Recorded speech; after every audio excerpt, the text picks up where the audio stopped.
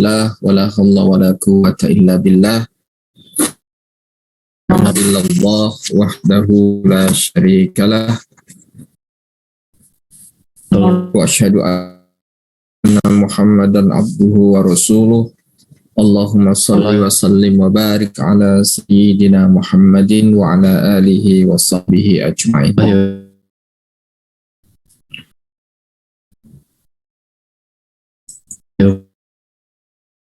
Ta'ala fi Qur'anil Karim. A'udzu billahi minasyaitonir rajim. Bismillahirrahmanirrahim. Ya ayyuhalladzina amanu taqullaha wa la tamutunna illa wa antum muslimun. Kita semuanya yang hadir juga diberikan sehat, dimakan yang sakit, ya. Semoga diberikan kesembuhan oleh Allah Subhanahu wa taala. Khawatirillah rahimakumullah, para mahasiswa yang dimuliakan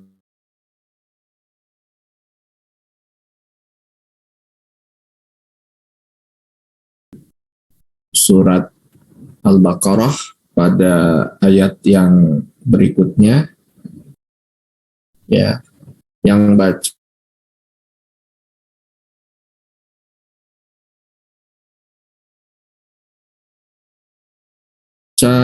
Al-Quran? Bisa, Pak. Oke. Ryan, prodi apa? Prodi fisika, Pak.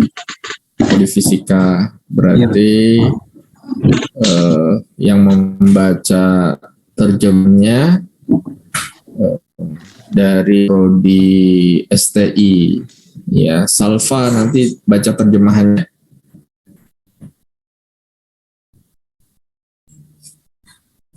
Al-Baqarah, sebentar saya buka.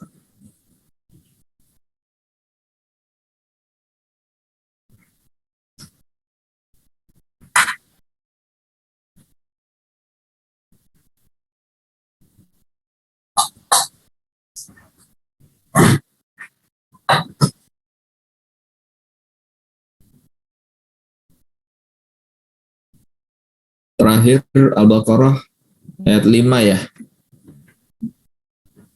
Ryan.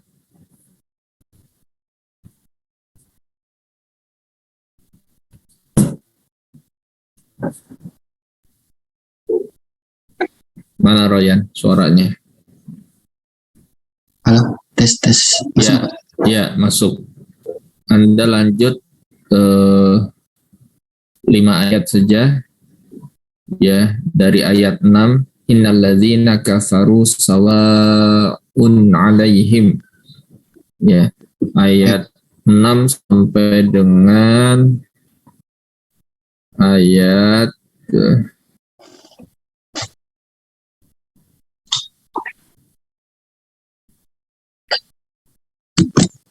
ayat 12. Ayat 6 sampai ayat 12. Ayat 12, baik, Pak. Ya, silakan.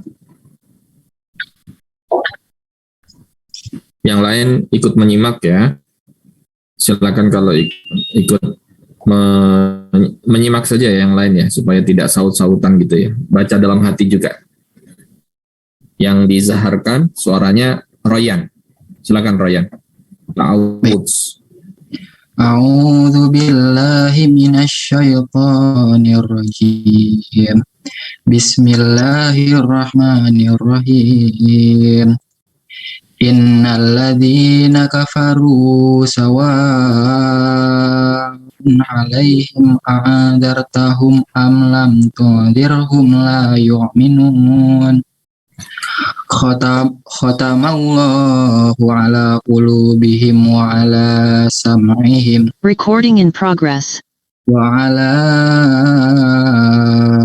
absorihim ghisyawatu wa lahum adabun adzim. Wa minan nasi may yaqulu amanna billahi wa bil yaumil akhiri wa ma hum bimu'minin. Yukhadi'una Allah walladzina amanu wa ma yakhda'una illa anfusahum wa ma yashkurun. Fi qulubihim maradun fazadahumullahu marada walahum adzabun alimun bima kanu yaktibun. Wa idza qila lahum la tufsidu fil ardi qalu innama nahnu muslihun ala innahum humul mufsiduna walakin la yashkurun. Sadaqallahul azim. Silakan. Salsa.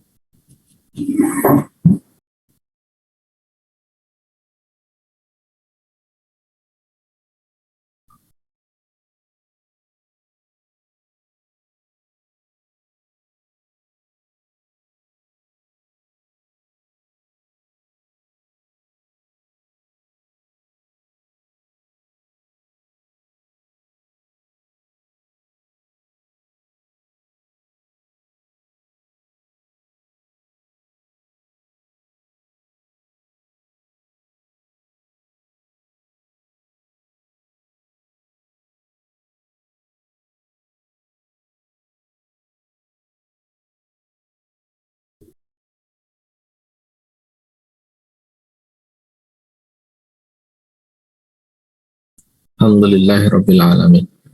Ya. Terima kasih kepada Royan dan Salfa yang mudah-mudahan pembacaan ayat-ayat Allah tadi mendapatkan kebaikan, ya, limpahan rahmat dari Allah Subhanahu wa taala, baik kita yang membaca maupun yang mendengarkannya. Amin ya rabbal alamin. Para mahasiswa sekalian yang saya hormati, alhamdulillah kita masuk di bulan Rajab ya, di bulan Rajab ya, 33 Hijriah ya. Betul ya? Bulan Rajab tanggal berapa nih, kita berada di tanggal 2 ya, tanggal 2 Rajab ya. Ya terkadang kita lupa ya sama penanggalan Islam ya, gitu ya, Umar ya, Umar Fahiri ya. Sekarang bulan Rajab, habis Rajab Sya'ban gitu ya, habis Sya'ban kita masuk di bulan Ramadan. Ada doa yang biasa dibaca oleh guru-guru kita, orang tua kita ya, di masjid, di musola ya, para ulama juga mengajarkan doa ini. Doanya adalah Allahumma barik lana fi Rajab wa Sya'ban wa balighna Ramadan. Ya, artinya ya Allah, berkahilah kami di bulan Rajab, berkahi kami juga di bulan Sya'ban, dan sampaikanlah kami ke bulan Ramadan. Ya, karena setelah Rajab dikit lagi Sya'ban. Setelah Sya'ban kita masuk di bulan suci Ramadan. Recording stopped. Mudah-mudahan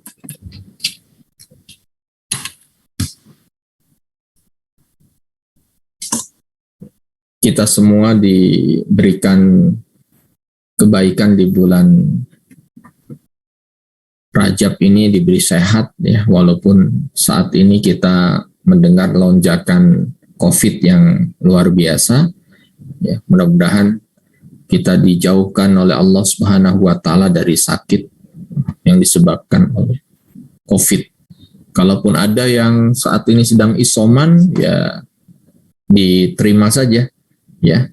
Yang sedang isoman diterima, ini bagian dari ujian yang Allah berikan, dan dihadapi dengan sabar, ya, dengan sabar, banyak doa, banyak makan, ya, banyak makan, kemudian minum suplemen madu atau vitamin C, ya. Sama halnya saat 2 tahun yang lalu ketika COVID pertama kali datang ke Indonesia, ya, tahun 2020 sekitar bulan April itu, ya, istri dan anak saya juga terkena atau terpapar COVID pertama kali, ya, pada bulan April, Mei.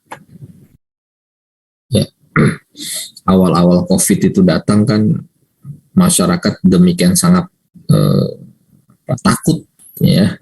Kalau sekarang sudah dianggap biasa gitu, ya. Saking biasanya sudah tidak peduli dengan masker dan jaga jarak gitu, ya. Padahal sekarang sudah mulai naik, ya, kasusnya sudah mulai naik. Ini di kapling kami, di komplek rumah kami sudah terdata sekitar 15 warga di komplek yang terpapar COVID sehingga perlu lockdown parsial, ya.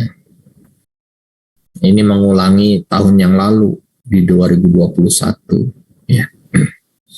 Baik, sedikit sebelum kita masuk materi, saya ingin menyampaikan beberapa hikmah, ya, yang kita perlu ketahui di bulan Rajab, ya, yang dimuliakan oleh Allah Subhanahu wa taala. Sebelumnya saya tanya, suara saya terdengar nggak? Terdengar Pak, aman. Aman ya, jelas ya?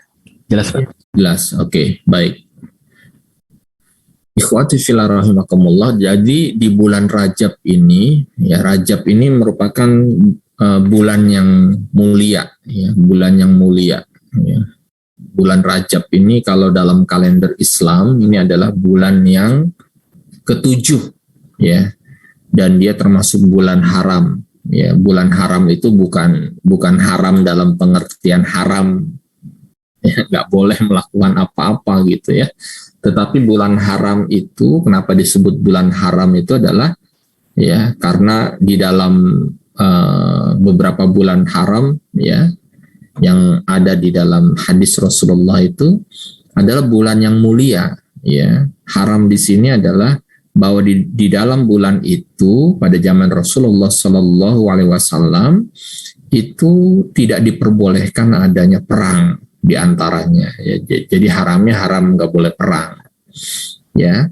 Jadi Rajab ini termasuk salah satu bulan haram, ya, bulan yang dimuliakan oleh Allah Subhanahu wa taala dan Rasulnya, ya. Jadi apa yang bisa kita lakukan di bulan Rajab ini, karena merupakan bagian dari bulan yang dimuliakan oleh Allah Subhanahu wa taala, maka ada beberapa hal yang memang harus kita lakukan di bulan Rajab ini. Di antaranya kita memperbanyak ibadah, ya, kepada Allah Subhanahu wa taala. Ya, ibadah-ibadah itu banyak yang bisa kita lakukan, ya. Para ulama mengatakan di bulan Rajab ini kita dianjurkan untuk memperbanyak istighfar kepada Allah Subhanahu wa taala. Ya, teks istighfar tentunya Anda sudah tahu, ya. Astaghfirullahaladzim, Astaghfirullahaladzim, gitu, ya. Kita memperbanyak istighfar kepada Allah Subhanahu wa taala, memohon ampunan Allah Subhanahu wa taala. Kemudian dianjurkan juga kita untuk memperbanyak tilawatil Quran, membaca Al-Quran. Ya, membaca Al-Quran, ya, kita perbanyak di bulan Rajab. Ya, minimal jadi kita latihan gitu. Latihan biasanya Kalau di bulan Ramadan rajin baca Quran, selain Ramadan jadi malas baca Quran. Nah, kita mulai aktifkan lagi nih di bulan Rajab baca Qurannya, termasuk penugasan dari Pak Yusro minimal 3 juz dalam 1 semester, gitu kan. Di bulan Rajab ini kita perbanyak lagi tilawatil Quran.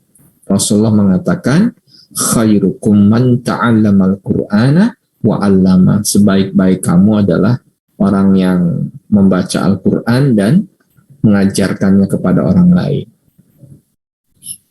Kemudian memperbanyak saum, ya, puasa sunnah, ya, apalagi yang sudah mulai lebar, ya sudah mulai lebar, sudah mulai perutnya ke depan gitu ya, buat yang cowok ya. Kalau Pak Yusuf kan sudah bapak-bapak nih ya, jadi ke depan. Kalau masih muda-muda gitu perutnya ke depan kan, aduh gimana gitu ya Umar ya. Nah, ini harus memperbanyak saum, ya, memperbanyak saum, ya, puasa sunnah gitu ya. Itu bagian juga daripada olahraga fisik dan juga rohani. Perbanyak saum, ya. Perbanyak sedekah, ya, di bulan Rajab ini. Perbanyak sedekah, apalagi ada tetangga yang isoman gitu kan. Biasanya RT-nya bilang, yuk kita gabung-gabung dana buat membantu yang sedang isoman gitu, isman ya, isolasi mandiri, kita bantu ya, bagian dari sedekah. Mudah-mudahan di bulan Rajab ini kita mendapatkan taufik dan hidayah oleh Allah Subhanahu wa Ta'ala, dan kita makin banyak kita sedekah, makin banyak kita mendapatkan kebaikan dari Allah Subhanahu wa Ta'ala, gitu ya. Oke, itu sebagai pembuka dari materi kita hari ini. Baik, akhwati fillah rahimakumullah. Materi kita hari ini adalah tentang konsep tauhid, ya, konsep tauhid dan implikasinya dalam kehidupan sosial. Nah, kita sudah sepakati kalau saya sedang memberikan materi, videonya dibuka ya, gitu ya. Jadi saya tidak perlu ingatkan lagi. Jadi silakan, kecuali yang ada uzur ya, Pak saya di rumah sakit Pak, boleh. Pak saya di kuburan, ya. Ada tetangga yang meninggal Pak, nanti nggak enak Pak, ya kan. Yang lain penghuni kubur nanti ikut Zoom, misalnya. Wah, boleh itu uzur gitu kan. Saya juga ngeri juga ya, tiba-tiba ada yang ikut Zoom, saya nggak kenal orangnya gitu kan, putih-putih semua. Ternyata ada mahasiswa PAI yang ikut Zoom dari kuburan. Ya. Itu kalau ada uzur begitu boleh tidak menggunakan kamera ya. Selain itu silakan digunakan kameranya. Jadi materi yang kedua ini adalah terkait dengan konsep tauhid ya dan implikasinya dalam kehidupan sosial. Ya. Saya mau tanya sama Razi, ada Razi nggak? Hadir Pak. Mana Razi? Kalau dipanggil baru dia on-kan kamera tuh.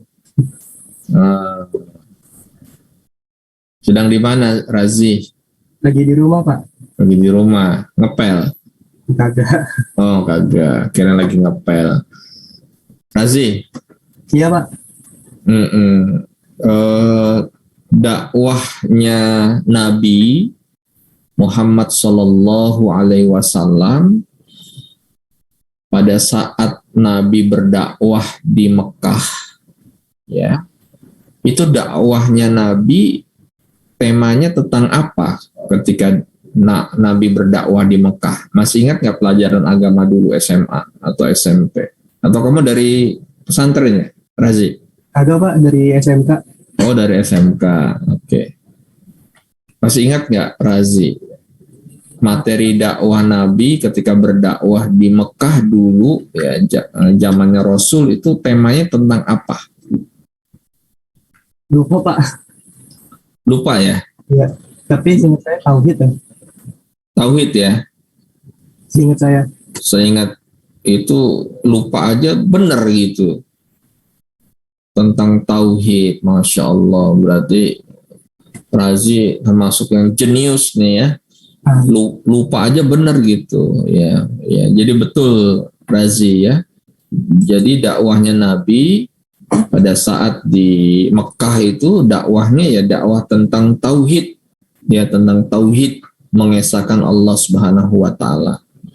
Ya, tidak ada selain itu. Sehingga dalam sirah ya, dalam perjalanan kehidupan Nabi Sallallahu Alaihi Wasallam ya, pertentangan kaum musyrikin di Mekah saat itu begitu dahsyat karena mereka merasa Muhammad Sallallahu Alaihi Wasallam, Rasulullah kita ya, mengganggu eksistensi ketuhanan mereka yang selama bertahun-tahun, mungkin ratusan tahun, ya, mungkin ribuan tahun itu sudah mereka sembah, berhala, patung-patung itu sudah mereka sembah, tetapi dengan kedatangan Muhammad Sallallahu Alaihi Wasallam, eksistensi Tuhan-Tuhan mereka terganggu. Ya, jadi pertentangannya luar biasa dan perlawanan mereka terhadap dakwah tauhid Nabi juga luar biasa. Ya, jadi begitu ya. Kemudian Anindita, ada Anindita. Ya Pak. Apa yang Anda pahami tentang tauhid? Tauhid itu apa sih? Bicara apa sih tauhid? Silakan Anindita, yang Anda pahami. Setelah ini kita break sebentar 5 menit ya, dengar azan.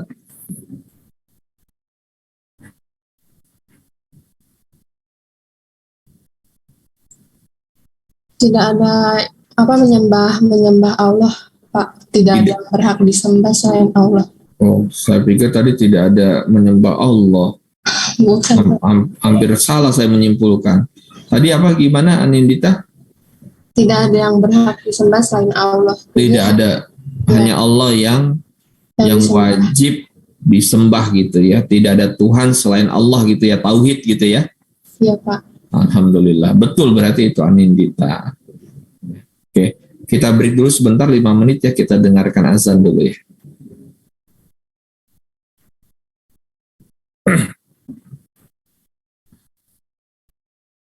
Jadi materi hari ini temanya adalah tentang konsep tauhid dan implikasinya dalam kehidupan sosial. Mudah-mudahan bukunya sudah di-download ya. Kalau saya sih sampai saya print gitu, saya jilid. Nah, kayak ini bukunya. Lihat nggak? Nah, ini buku PAI ya, untuk memudahkan belajar. Tapi kalau Anda tidak perlu Pak, cukup PDF-nya saja Pak. Iya. Ini. Yang penting jangan hanya di-download tapi juga perlu dibaca gitu ya. Oke. Yang pertama ini pendapat dari Ibnu Arabi ya. Salah satu ulama ya, salah satu ulama terkenal, Ibnu Arabi, yang menceritakan atau menjelaskan tentang Tuhan. Beliau menjelaskan tentang Tuhan. Jadi kata beliau, ya, tapi ini jangan dipersepsikan ini ya, cepat ya, jangan ya. Ya, jadi segala sesuatu harus kita lihat secara utuh, jangan parsial ya. Ibnu Arabi mengatakan bahwa Tuhan itu ada 2, kata Ibnu Arabi. Wah, yang benar Pak, kan Tuhan itu cuma 1. Nah, ini menurut Ibnu Arabi. Beliau mengatakan Tuhan itu 2. Ya, Tuhan apa saja? Beliau mengatakan Tuhan yang dikonseptualisasikan dan diimani diimani gitu ya. Ini yang Tuhan yang pertama menurut Ibnu Arabi. Al-illah al-mu'taqad al-illah fil i'tiqad. Jadi ada Tuhan yang dikonseptualisasikan dan diimani. Jadi Tuhan yang digambarkan oleh seorang hamba Allah, kemudian dari itu kemudian Tuhan itu diimani. Kemudian Ibnu Arabi mengatakan ada Tuhan yang sejati, ya, al-ilah al-hakiki, ya, atau al-ilah fil haqiqah, ya. Jadi ini pendapat Ibnu Arabi tentang Tuhan, Tuhan yang dikonseptualisasikan lalu diimani, dan Tuhan yang hakiki atau Tuhan yang sejati. Nah, lalu kita coba lihat siapa sih sebetulnya Ibnu Arabi tersebut, ya, yang berani mengungkapkan Tuhan itu ada dua, ya, Tuhan yang dikonseptualisasikan dan Tuhan yang sejati.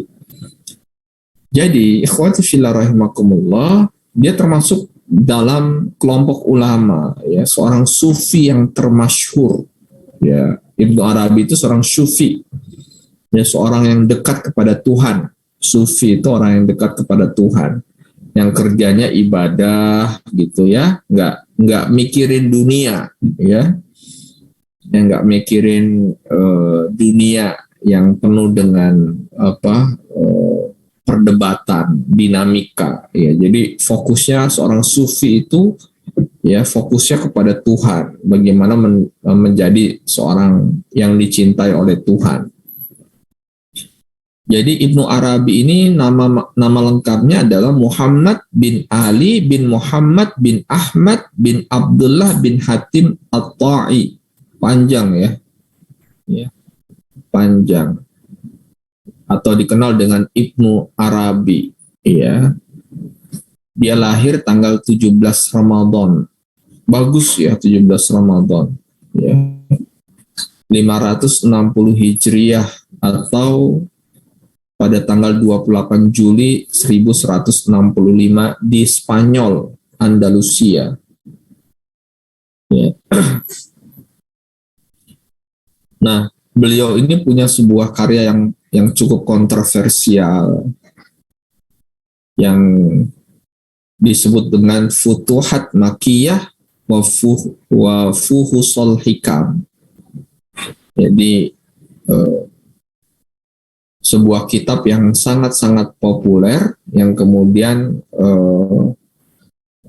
menghantarkan beliau menjadi seorang ulama yang berpengaruh.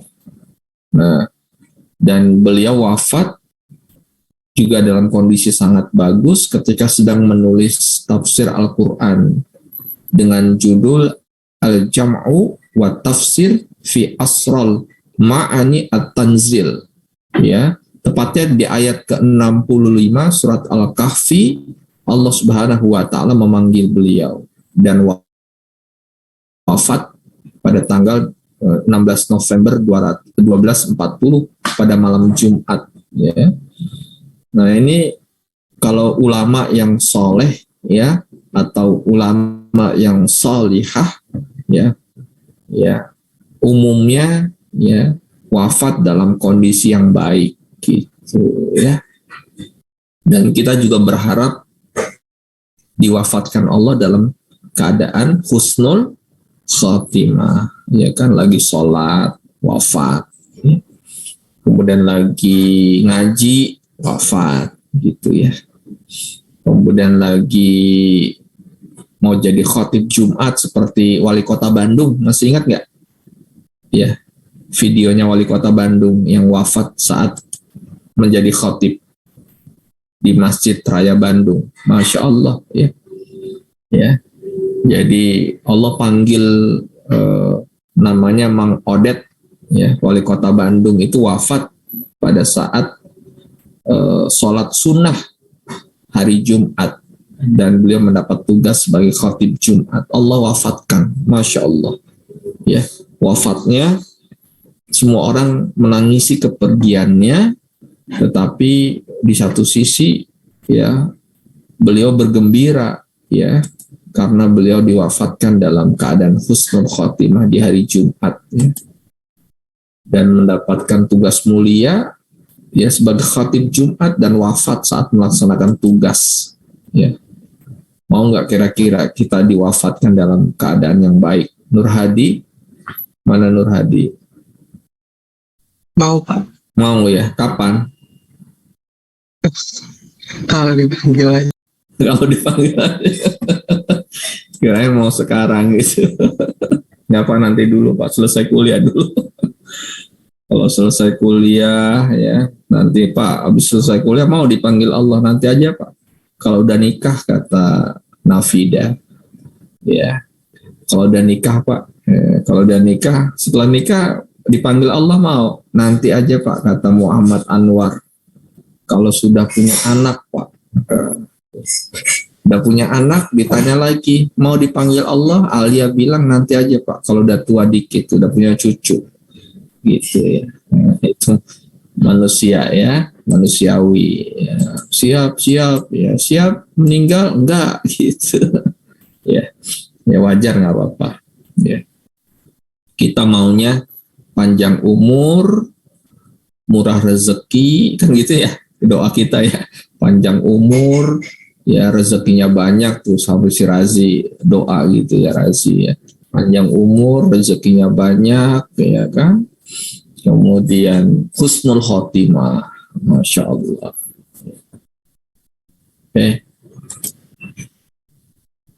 Nah, apa yang dimaksud dengan Tuhan dalam konseptual ya? Jadi menurut Ibnu Arabi, Khafillah rahimahullah, Tuhan di dalam konseptual itu adalah Tuhan yang dipersepsi oleh suatu komunitas. Ya. Kalau Tuhan itu dipersepsikan oleh seorang manusia atau sebuah komunitas, tentunya definisi Tuhan jadi terbatas, betul nggak? Ya kan? Karena Tuhan itu dipersepsikan menurut akal. Ya kan? Kalau Tuhan yang menciptakan kita dipersepsikan oleh manusia, tentunya persepsi kita sangat terbatas gitu. Ya. Akal kita terbatas untuk mendefinisikan Tuhan. Gitu ya. Nah, menurut komunitas konseptual ini, bahwa Tuhan itu bukanlah Tuhan yang sejati. Ya. Bukanlah Tuhan yang hakiki menurut konsep mereka. Ya. Jadi nggak perlu disembah Tuhan yang menurut definisi mereka. Padahal di satu sisi Tuhan itu adalah zat yang maha sempurna ya, dalam definisi yang lain ya. Tuhan adalah zat yang sempurna, yang patut kita sembah, yang wajib kita ibadahi ya, dan satu-satunya tempat kita meminta pertolongan. Ya, itulah yang disebut dengan Tuhan yang sejati. Nah, ini masih membahas tentang Ibnu Arabi. Nah, konsep yang kedua atau definisi yang kedua yang dikatakan oleh Ibnu Arabi adalah bahwa Tuhan itu adalah Tuhan yang sejati, al-ilah al-hakiki, ya.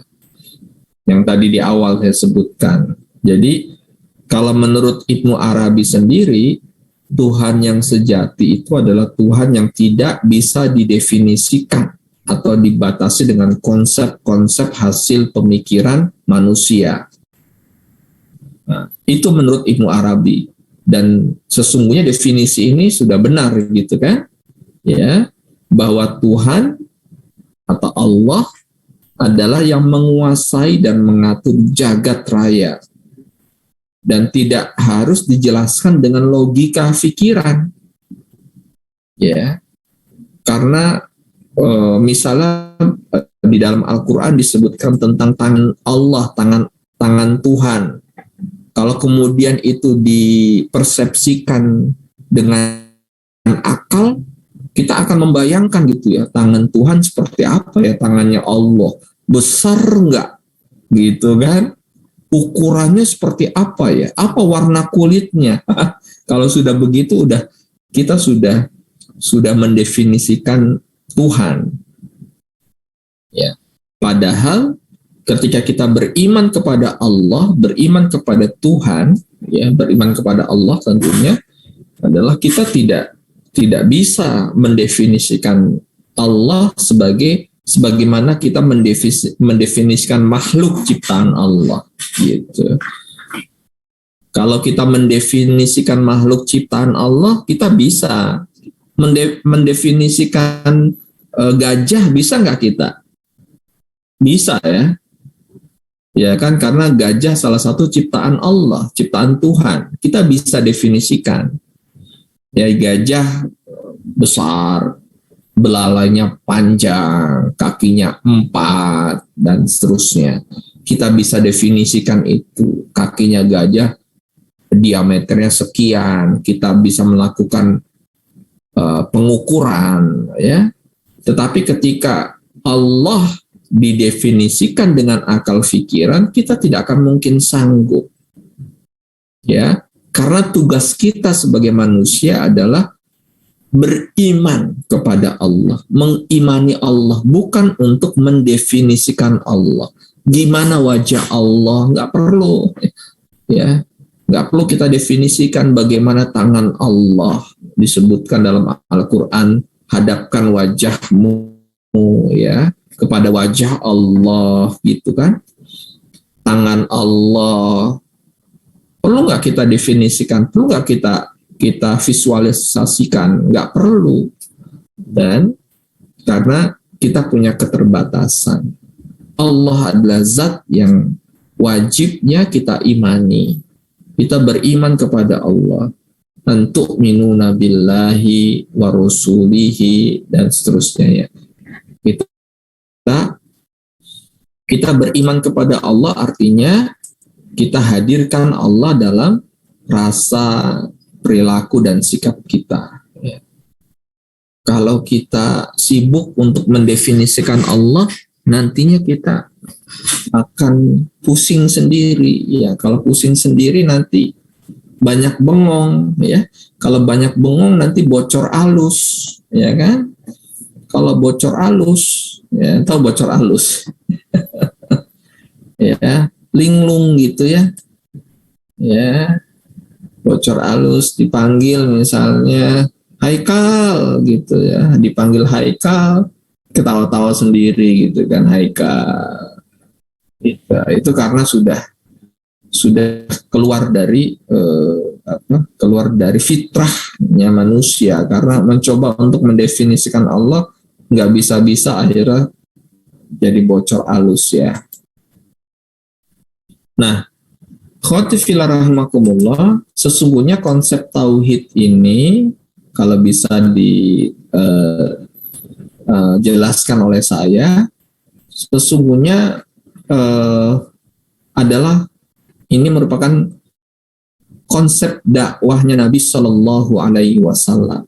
Jadi Allah mengutus Nabi, ya, sesungguhnya adalah untuk mengajak manusia mengesahkan Allah, ya, mengesahkan Tuhan, mengajarkan tauhid, monoteisme.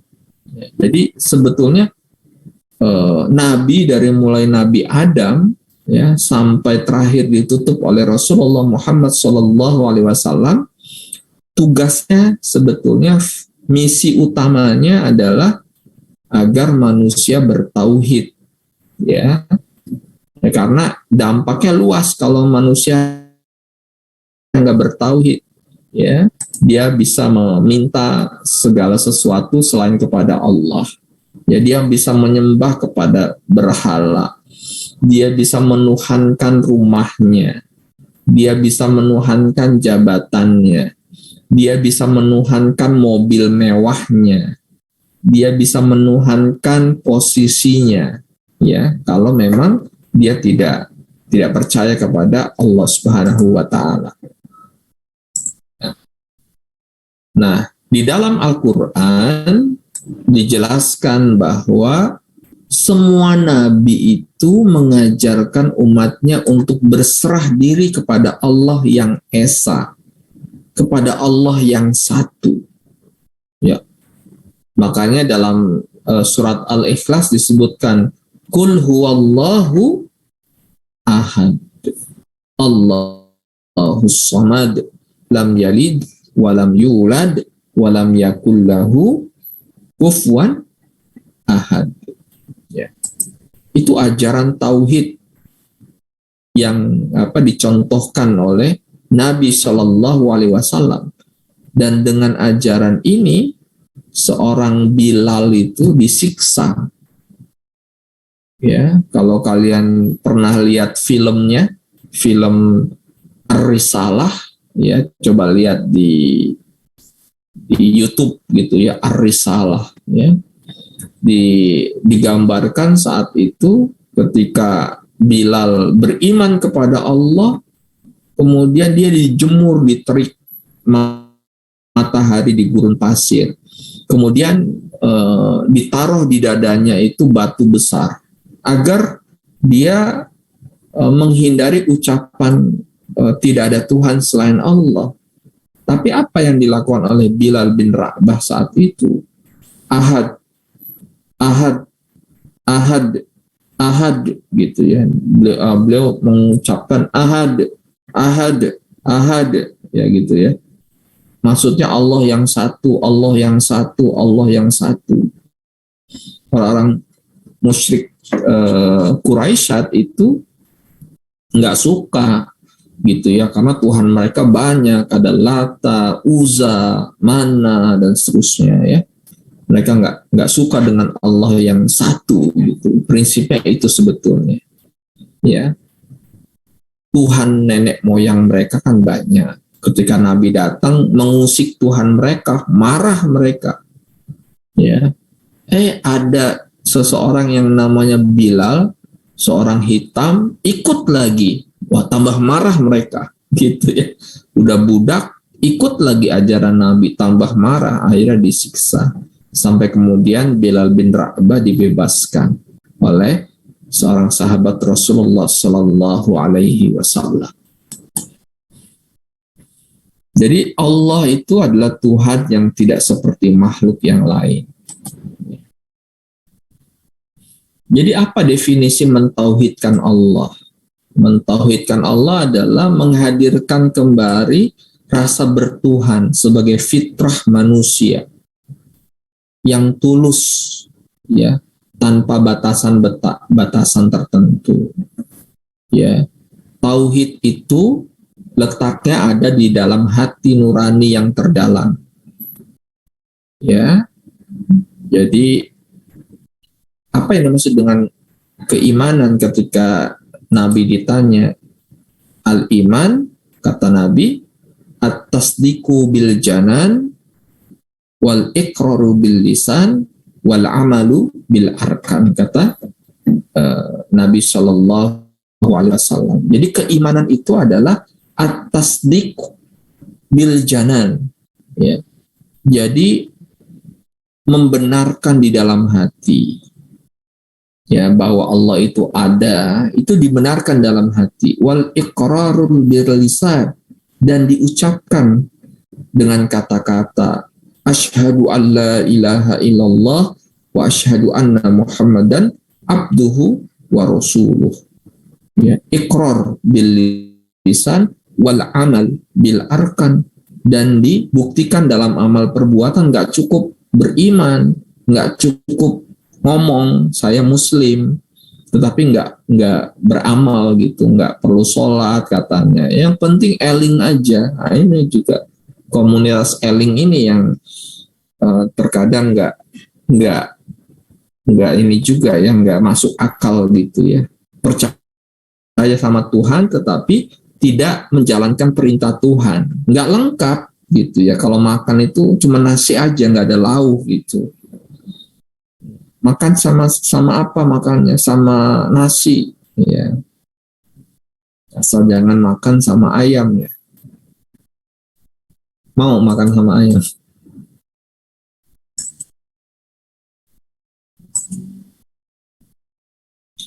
Muhammad Anwar, Ya, kenapa? Iya Pak. mau makan sama ayam? Kalau makan ayam nggak apa-apa. Kalau makan sama ayam bareng nanti. Itu. Nah, berarti masih concern. Ya, jangan makan sama ayam ya, tapi makan lauknya daging ayam gitu. Mau makan sama ayam? Enggak mau makan sama ayam. Oke ya, jadi gitu. Balik ke sini. Jadi ini konsep tauhid ya. Jadi mampu menghadirkan Tuhan di dalam diri kita. Allah Subhanahu wa taala berfirman dalam kitabnya yang mulia. Ya. Surat Ali Imran 190 sampai 191.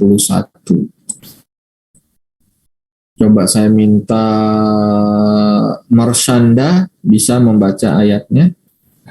Inna fi khalqis samawati wal ardi. Silakan Marshanda. Ya Pak.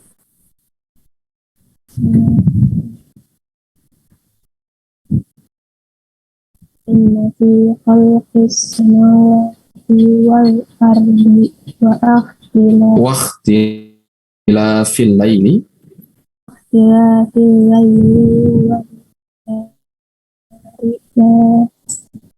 la ayatil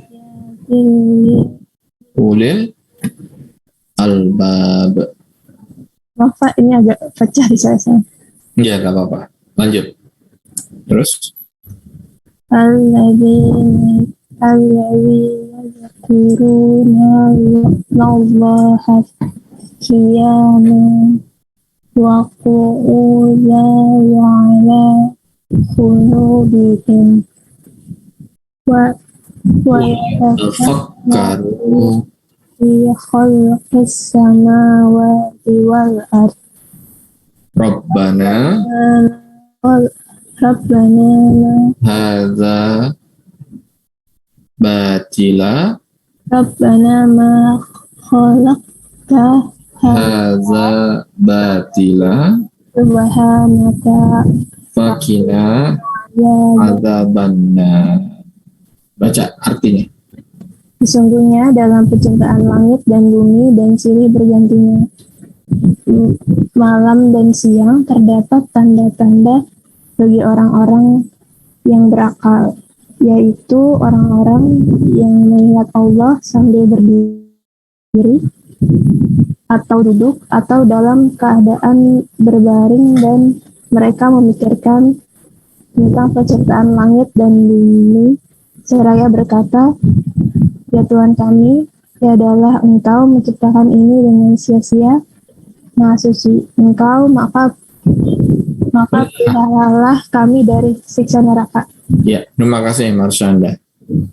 Ya, jadi orang-orang beriman itu selalu memikirkan kebesaran Allah, tanda-tanda kebesaran Allah.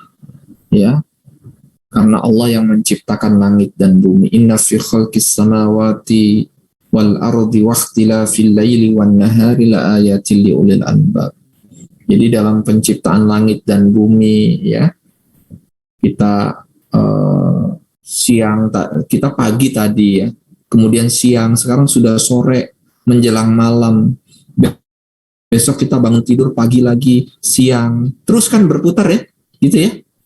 Nah, kalau kita menjadi orang-orang yang ulul albab, ya kita tentunya akan memikirkan, ya ulil albab, ya kita memikirkan ini siapa nih yang membuat peredaran galaksi, ya peredaran bumi, matahari, sehingga ada muncul siang, ada muncul pagi, ya dan seterusnya ya, ada muncul hujan. Kemudian kering, ya. Siapa nih? Kalau bukan Allah Subhanahu wa taala. Ya. Dan orang-orang yang percaya itu semua, ya, itu adalah masuk dalam kategori ulil albab, yang beriman kepada adanya Tuhan, adanya Allah Subhanahu wa taala, yang mengatakan ini nggak terjadi secara kebetulan, tetapi ada yang ngatur gitu. Ya, masih ingat nggak sebuah kisah yang disampaikan oleh seorang astronot Rusia, kalau tidak salah, yang pada akhirnya beliau masuk Islam. Pada saat meluncur ke antariksa, dikabarkan saat itu, ya, nanti saya coba atau Anda cari beritanya ya di googling ya, pengakuan beliau itu ya pada saat di antariksa itu beliau mendengar satu alunan azan gitu yang sama sekali tidak asing gitu. Dia dengar apa gitu. Ini kalimat apa ketika dia berada di luar angkasa, ya. Kemudian ketika beliau mendarat kembali ke bumi, ya, beliau kebetulan saat itu ya mendengar ceritanya, ya. Suara ini mirip dengan suara yang pernah saya dengarkan ketika saya bertugas gitu ya. Wallah alam ya, apakah ini cerita yang dibuat atau seperti apa. Kalimat apa yang dia sampaikan saat itu? Beliau mengatakan ini seperti kalimat atau suara yang pernah saya dengarkan. Ternyata suara itu adalah gitu. Akhirnya beliau mencari tahu tentang apa itu azan, sampai pada akhirnya beliau beriman kepada Allah Subhanahu wa taala, ya. Ada tanda, ada bukti-bukti kebesaran Allah Subhanahu wa taala. Ada berbagai cerita yang lain ya yang terkait dengan kebesaran Allah Subhanahu wa taala yang mungkin tidak masuk akal gitu ya, tidak masuk akal, tetapi ketika sesuatu itu disandingkan dengan kebesaran Allah, maka orang itu akan mengatakan, ya, aku beriman dengan apa yang diceritakan terkait dengan keimanan dia kepada Allah Subhanahu wa taala. Sebagaimana sahabat Abu Bakar, ya. Kenapa kemudian disebut Abu Bakar As-Siddiq, ya, yang membenarkan apa yang diceritakan oleh Rasulullah ketika Rasulullah melaksanakan Isra dan Mi'raj, ya. Kalau kita diceritakan Isra dan Mi'raj, Nabi Shallallahu Alaihi Wasallam perjalanan Isra, ya, dari Masjidil Haram ke Masjidil Aqsa dalam waktu yang sangat cepat pada satu malam. Kemudian Mi'raj dari Masjidil Aqsa ke langit yang ketujuh. Mungkin buat orang awam yang tidak beriman mengatakan bahasanya gini ya, lu ngibul gitu ya, ngigo gitu kan, mimpi gitu. Mana ada dalam satu waktu ya, satu malam, bahkan dalam hitungan jam bisa berpindah dari Mekah ke Palestina, ya, yang jaraknya sekian ribu kilometer misalnya, ya. Bahkan itu ditempuh kalau perjalanan darat itu sekitar 1 bulanan gitu, 1-2 bulan. Ya, perjalanan darat dari Mekah ke Palestina, ya. Mana mungkin gitu ya. Tetapi ketika Allah yang menghendaki itu semua, dan hamba Allah yang namanya Abu Bakar itu percaya terhadap apa yang diceritakan oleh Rasulullah Shallallahu Alaihi Wasallam, itu menandakan dia beriman kepada Allah dan beriman kepada Rasulullah. Apa yang diucapkan oleh baginda Nabi Shallallahu Alaihi Wasallam itu menjadi sesuatu yang benar. ya, karena logikanya Allah yang memperjalankan, ya, sebagaimana kalau Anda punya jam tangan, siapa yang sekarang pakai jam tangan? Gaida mana Gaida?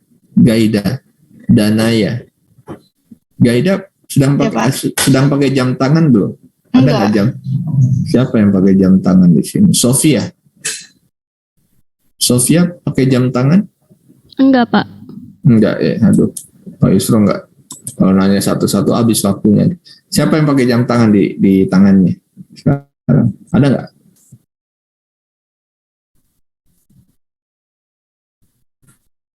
Nggak pakai jam tangan semua, nggak pakai jam tangan manual. Oke. Anggaplah ada jam tangan, gitu ya. Saya punya jam tangan sebentar. Oke, alhamdulillah ada ini. Ini saya tutup dulu.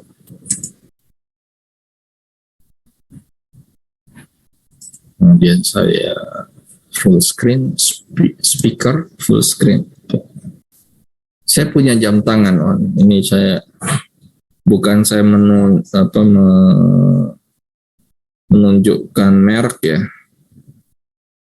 Nanti disangkanya promosi Pak Yusron. Ini jam tangan saya. Paham ya? Udah terlihat ya jam tangan saya? Oke. Ini masih cerita dengan Isra dan Mi'rajnya Rasulullah Sallallahu Alaihi Wasallam. Ya. Kalau saya seorang yang punya waktu, saya bisa mengatur waktu. Ya, saya ingin memindahkan, sekarang ada di angka 4. Saya pindahkan beberapa putaran, ya, sampai beberapa putar, ujungnya di angka 4 lagi misalnya, 24 jam atau 12 jam saya putar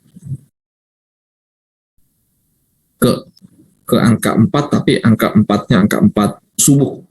Bisa nggak? Bisa nggak kalau saya punya jam tangan saya sendiri? Saya putar aja. Bisa ya? Karena saya yang punya waktu. Demikian juga dengan cerita atau kisah Isra dan Mi'rajnya Rasulullah Muhammad SAW. Ada yang nggak percaya, ya, tetapi yang percaya itu tahu bahwa yang punya waktu itu adalah Allah Subhanahu Wa Taala. Ya, jadi dia bisa memperjalankan hambanya dalam waktu yang singkat karena Allah lah yang memutar waktu itu demikian sangat cepat. Itu logikanya ketika kita berbicara tentang kebesaran Allah Subhanahu Wa Taala pada kisah ini. Materi ini banyak ya. Nanti kita lanjutkan pada pertemuan ketiga ya tentang tauhid ini karena waktu juga sudah sore. Nah, sebelum saya tutup, LMS-nya sudah aktif. Nanti saya isikan beberapa tadi sudah saya posting ya. Sudah saya posting LMS-nya, nanti Anda daftar, kode kelasnya akan saya sharing ya. Saya ada tugas kelompok sebagaimana yang pernah saya ceritakan kepada Anda. Tugas kelompoknya nanti akan saya share ke grup WA masing-masing prodi. Namun saya ingin menjelaskan ketentuan umum dalam penyusunan makalahnya saja. Ya. Ini saya akan tampilkan ya, ketentuan umum dalam pembuatan makalah. Untuk judulnya nanti akan saya bagi tiap-tiap prodi ya.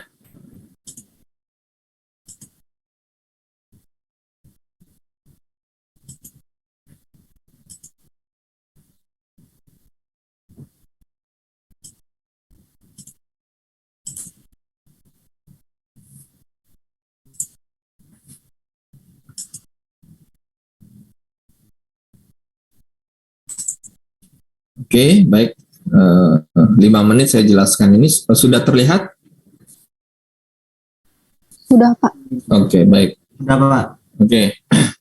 Jadi masing-masing sudah saya bentuk kelompoknya, nanti saya share di grup ya, masing-masing prodi ya. Jadi tugas kelompok ini adalah membuat makalah dan soal latihan yang ditulis dalam bentuk MS Word Times New Roman 12 pasnya 1,5.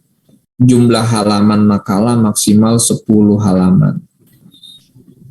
Bagaimana Pak sistematikanya? Sistematikanya makalah ini terdiri dari cover, isi makalah atau pembahasan, daftar pustaka, soal dan latihan. Ini cover makalah ini ya, judul makalah, nama penulisnya siapa, program studi, siapa, di unmute tuh? Sudah di unmute? Sudah di mute, sorry. Sudah ya, oke. Kemudian isi makalahnya atau pembahasan, membahas materi yang ditugaskan, tema-temanya nanti akan saya sampaikan. Kesimpulan adalah simpulan dari isi makalah. Daftar pustaka utama diambil dari buku PAI. Ditambahkan minimal 3 sumber yang berasal dari buku, boleh dari jurnal, dari paper, dari website ya, bukan blog ya, misalnya website Kementerian Agama dan seterusnya ya. Kemudian setelah daftar pustaka ada soal latihan. Soal latihan terkait dengan tema yang ditulis pada makalah. Misalnya dibuat soal latihan dari materi makalah, 5 soal pilihan ganda dan 2 soal esai atau isian. Nah, setiap soal itu harus ada kunci jawabannya. Ya, misalnya Anda tanyakan di dalam soal esainya bagaimana konsep ketuhanan menurut Ibnu Arabi misalnya. Ya, di bawahnya ada jawabannya, bla bla bla bla bla gitu. Ya. Nah, makalah yang sudah disusun disimpan dalam bentuk doc atau docx ya, diberi nama PAI nomor kelompok ya, nanti ada nomor kelompoknya, misalnya PAI garis bawah fisika kalau dia dari prodi fisika, kalau dari STI kelompok 1. Nah, nanti makalah doc ini dikirimkan dalam ke email saya myusro@unjacid paling lambat 12 Maret. Seluruh kelompok, jadi seluruh kelompok diberikan waktu sampai dengan 12 Maret pukul 00. Nah, kemudian setiap kelompok mempersiapkan paparan makalahnya dalam bentuk PPT. Ya, maksimal 10 slide ya. Jangan lebih dari 10 slide. Ya, dan dikirimkan bersama dengan makalah. Jadi buat makalahnya, kemudian dibuat PPT-nya, dikirimkan ke email saya, email resmi ya, email institusi myusro@unjacid. Kemudian ketentuan lainnya apa? Jika pada saat tampil presentasi ada perubahan pada PPT, boleh. Silakan, misalnya giliran kelompok 1 pekan besok, ya Pak ada sedikit perubahan dari yang pernah saya kirimkan, nggak apa-apa. Ya. Kemudian pada saat tampil, kelompok yang tampil wajib memberikan soft copy PPT-nya dalam bentuk PDF kepada kelompok yang lain agar kelompok lain bisa membacanya. Nah, pada saat tampil presentasi, kelompok yang maju wajib meng-on-kan video selama presentasi dan diskusi. Jadi gitu ya. Jadi makalahnya dibuat sederhana saja, ada cover, ada pembahasan, ada kesimpulan, ada daftar pustaka. Jadi nggak perlu seperti membuat paper yang lengkap ya, ada latar belakang gitu ya. Misalnya nanti kelompoknya si Haifani misalnya kelompok Haifani itu mendapatkan tema tentang Islam dan konsep multikultural misalnya, maka pembahasannya langsung saja, misalnya definisi tentang multikultural itu apa, kemudian multikultural di Indonesia atau di dunia saat ini, kemudian multikultural di Indonesia, kemudian strategi menciptakan Islam yang toleran misalnya begitu ya, dan seterusnya. Jadi setelah itu ada kesimpulan setelah dibahas, misalnya dibahasnya 5 halaman, ada kesimpulan 1 halaman. Kemudian ada daftar pustakanya, ditulis daftar pustakanya, kemudian di belakang daftar pustaka ada soal dan jawaban gitu ya.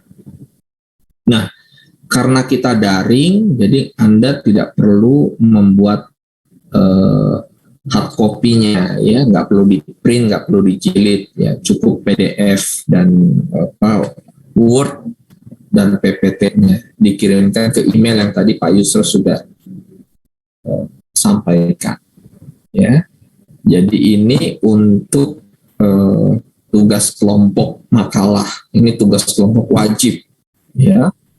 Nanti akan dijadwal presentasinya. Jadi presentasi 15 menit setiap pertemuan, setelah itu ada diskusi, setelah itu ada materi dari saya tambahannya gitu. Jadi seperti itu, bisa dipahami? Ya, nanti segera setelah ini saya kirimkan ke WA grup ya dan LMS tugas masing-masing kelompok. Demikian ya. Untuk hari ini cukup ya. Ada yang mau ditanyakan lagi sebelum saya tutup? Maaf Pak, ingin bertanya. Siapa nih? Nova Pak. Nova, ya silakan Nova. Untuk daftar pustaka kan mengambil minimal 3 referensi ya Pak. Itu ada batasan tahunnya tidak Pak? Untuk sosial humaniora sepertinya saya nggak perlu batasi ya. Bagus kalau 10 tahun terakhir sih. Ya, bagus kalau 10 tahun terakhir. Ya. Jangan juga ngambilnya tahun 70 gitu. Waduh, saya juga belum lahir ya, atau tahun 40, wah Indonesia belum merdeka ya. Ya paper ya 10 tahun terakhir lah boleh. Gitu. Ya Nova ya. Baik Pak, terima kasih Pak. Pinkan silakan. Maaf Pak, izin bertanya tentang materi tauhid tadi, kan sebagai Muslim kita wajib untuk mengesahkan Allah dan tidak boleh menyembah selain Allah. Lalu bagaimana pendapat Bapak mengenai spirit doll yang sedang viral seperti pada kasus Ivan Gunawan yang menjadikan boneka sebagai anaknya? Terima kasih Pak. Boneka sebagai anak ya? Iya Pak. Oh gitu ya. Ivan Gunawan ya? Iya Pak, ada beberapa artis juga sih Pak selain Ivan Gunawan. Ya mungkin kita harus doakan Ivan ya agar sadar. Kita doakan dapat hidayah, kemudian menikah, kalau udah menikah punya anak gitu. Jadi nggak menggunakan boneka sebagai anak ya. Mungkin itu karena sedang galau ya. Karena sedang galau, nggak punya momongan ya. Gimana mau punya momongan kalau belum nikah gitu ya. Tapi kejadian yang lebih dahsyat lagi di Rusia ya, seorang binaragawan Rusia itu menikah dengan bonekanya. Yaitu sudah bocornya bukan bocor halus lagi otaknya gitu ya. Tapi sudah ada kelainan ya. Jadi kalau Anda search di googling itu seorang binaragawan dari Rusia itu ya, dia menikah dengan bonekanya. Jadi bonekanya didandanin, kemudian dibawa ke gereja untuk kemudian menikah. Ada saksinya orang hidup lagi ya, saksinya juga nggak tahu ya. Itu ya kita doakan semuanya semoga diberikan hidayah, disehatkan akal pikirannya gitu ya. ya.